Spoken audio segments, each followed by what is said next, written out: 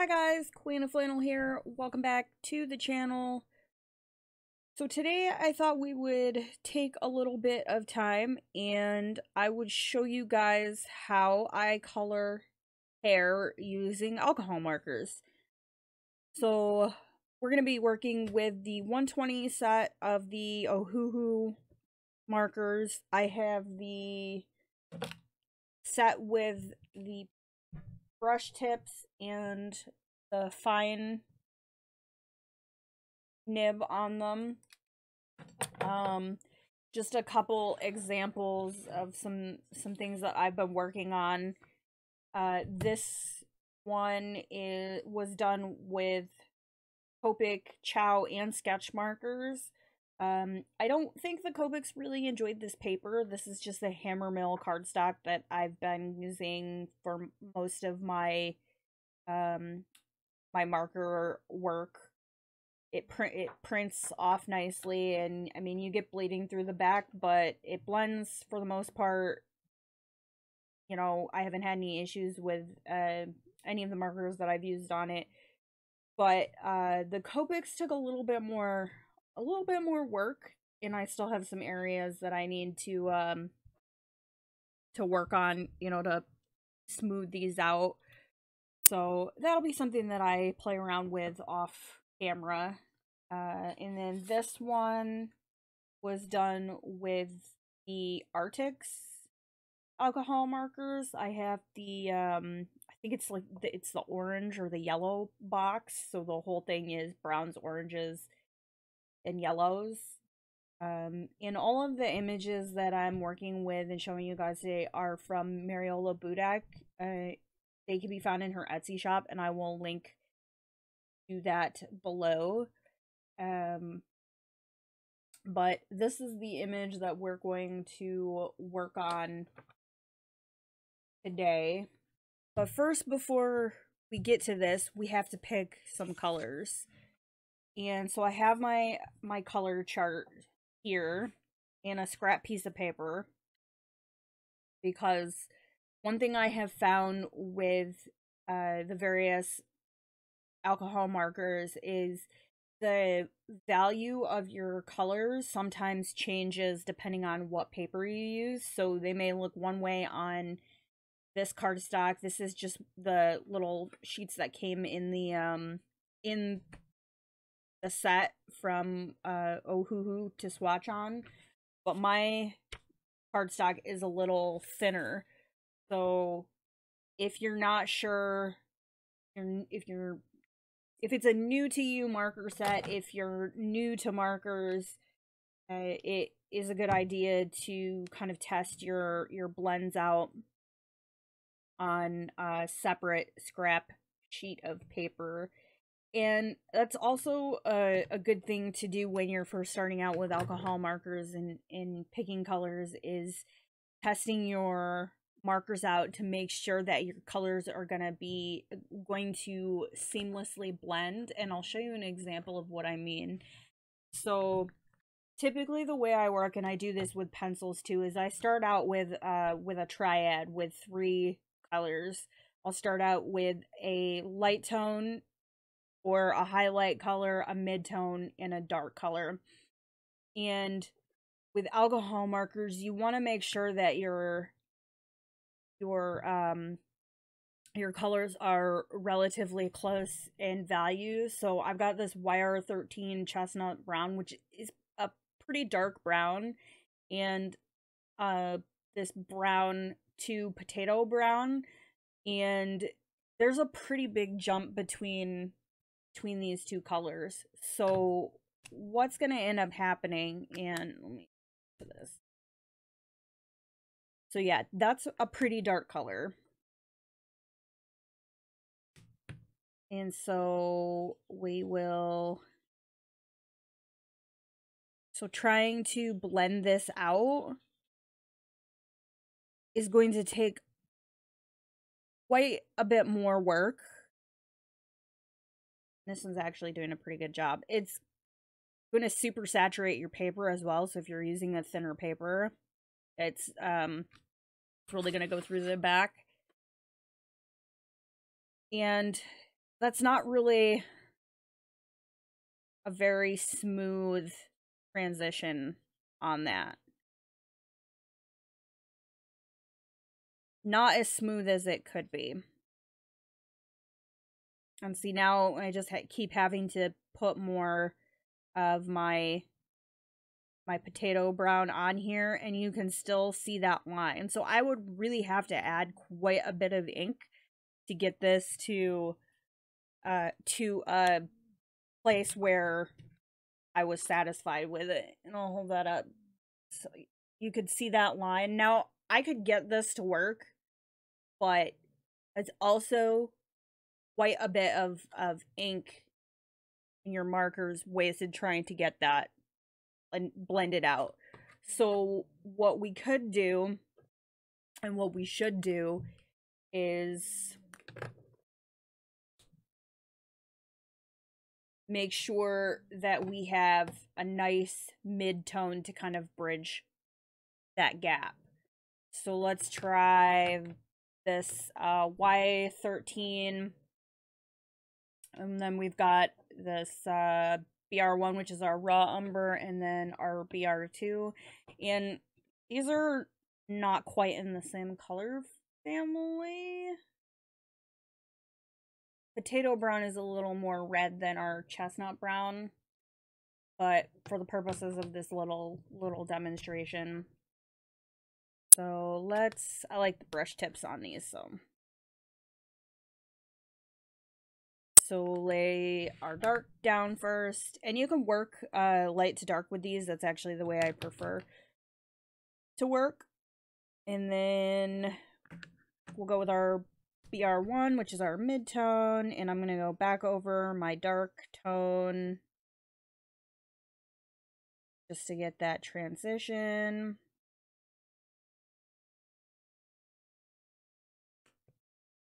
And then we will bring in our light tone, and I'm going to stir it over into my mid-tone. Yeah, see, this is more of a reddish brown than my mid-tone that I selected, so this wouldn't be a combination that I would use. They're not really in the same color family. I just kind of grabbed it.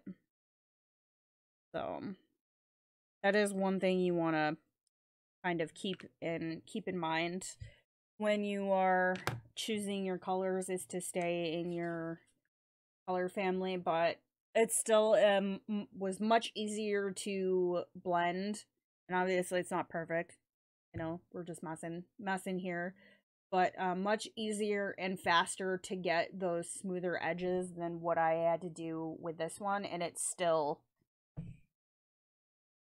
didn't quite look right. So if you don't test your colors and you go into your project and you find that that's happening, you may end up having to go back into your markers and find a fourth color to, you know, bridge that gap. But let's see what we want to do here with our colors. So I actually really like I like Terra Cotta. This is a color that I use quite frequently in my pencils. So I'm gonna make the Terra Cotta, I think, is gonna be my dark tone. And then let's pull this YR4, which is a salmon pink. And this is going to be my mid-tone. And we're gonna see what I've got. I might change this up here. I may go super light with my highlight on this one and go with, oh, where are you? Make sure it's not like off here on the side. It is off here on the side. Okay, yeah. So I've got R18 Pastel Peach is going to be my highlight tone.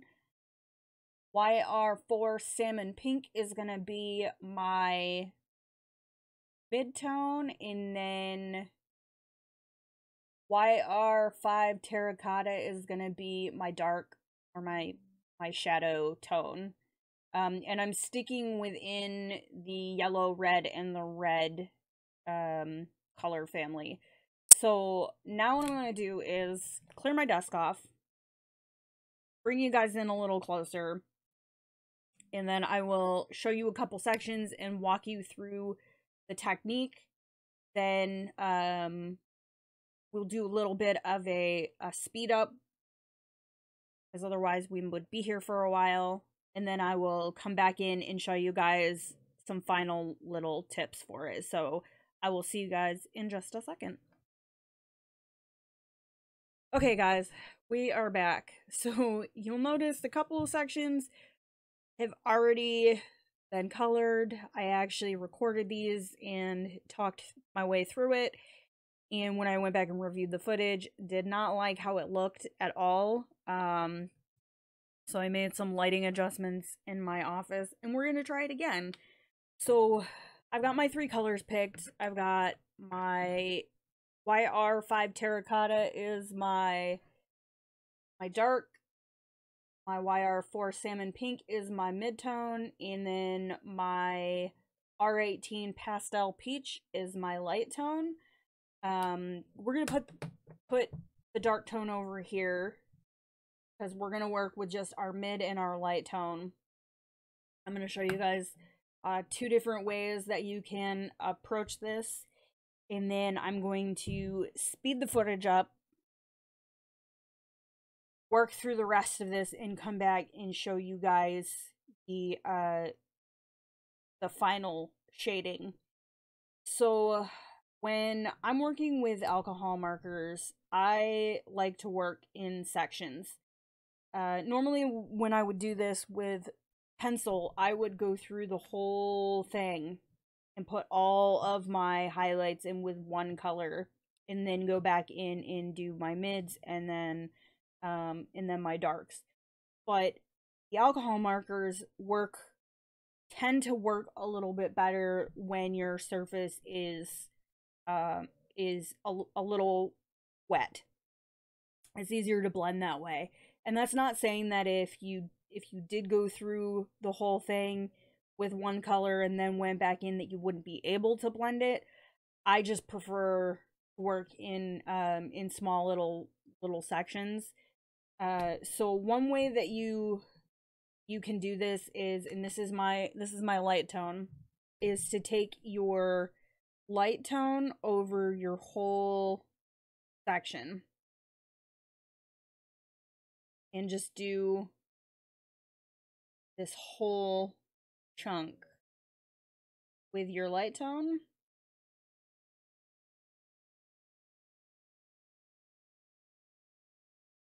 Sometimes I find this this a little easier than having to switch back and forth in my markers. Just depends on how I'm feeling. Sometimes I'll do both in one image. I kind of get into a zone and I don't really think about it. So next we're gonna take our YR4 Salmon Pink, which is our mid-tone, and we're just gonna go into these darker shadowed areas and just kind of feather this out. Now I'm using the brush tip on this, and when you get to these little like wispy ends here, as it starts to go into your highlight, just lighten up the pressure on your marker and you'll be able to get those nice, like, kind of wispy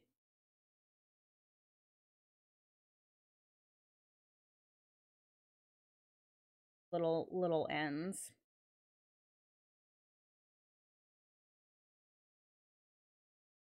And then we're gonna go back to our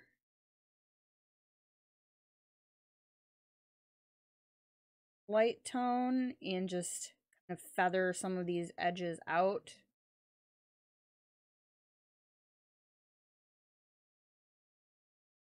We've got a nice transition.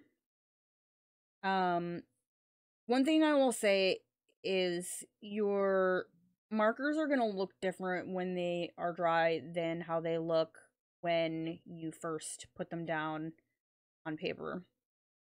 So like right now it looks like I have completely drowned out my my mid-tone. When it dries, you'll be able to see that darker tone up here. And if you know, if you find that you've lifted too much, you can always go back in and add a little bit more of your mid-tone in here. And just keep going back and forth until you get the look that you're going for. The alcohol markers are kind of similar to watercolors in that you can essentially glaze with them. So your undercolor is going to show through. Which is nice because then if you're working with neutrals, with grays used as shadows, it won't completely like drown out your bottom color and just look like a gray blob for the most part. Now, obviously, if you're working with a light color and you slap a dark gray on there, you're going to be able to tell that it's gray. So this was, this section was doing the whole thing with our light tone and then coming back in and adding in our mid-tone. And it does give you a bit of a different look depending on how you do this, so it's all preference. The other thing that you can do is to go into your darker areas and add your mid-tone to your dark areas first.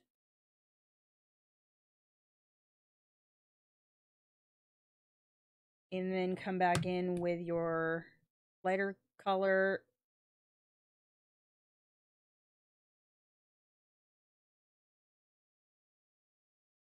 Blend those edges out.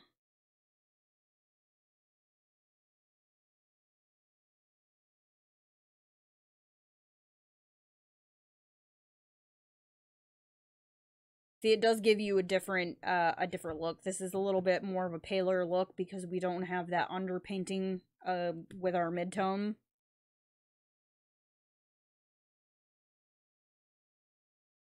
And this is not the only way to do this, to color hair with alcohol markers. Some of it depends on the type of image that you're coloring.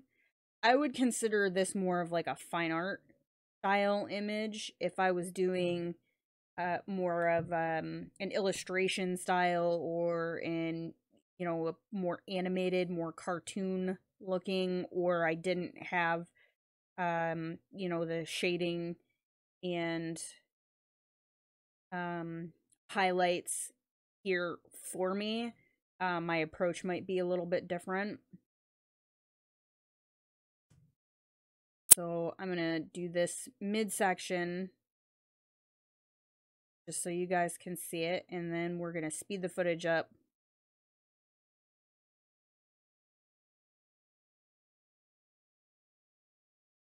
And I will come back to the shadow work, guys. And the more you go over your color, the more saturated and intense it's going to be. So I could sit here and just keep going back and forth, putting more of this this color on here. And I kind of like that it's variated in certain areas. You know, it makes it look like the light is hitting her hair differently.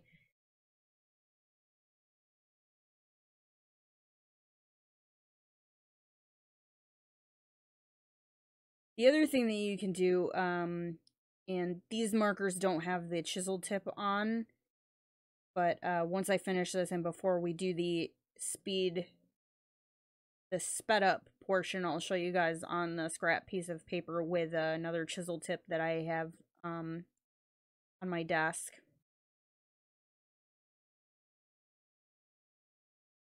You can use your chisel tip if you have them, to get some texture in your hair. So I like the brush tips for filling in bigger areas. I like the bullet and chisel tips for detail work.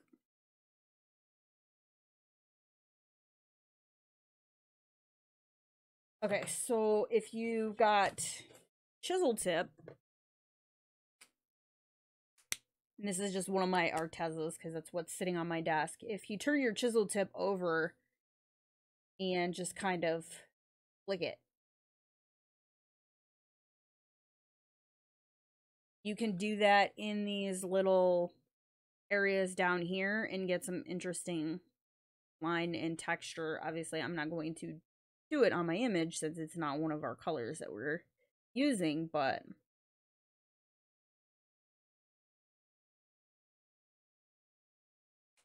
yeah, so that's another option. All right, so I'm gonna go ahead and speed up the rest of this so you guys can see the full process, and then come back and show you guys our final shading with our dark tones. So I will see you guys momentarily.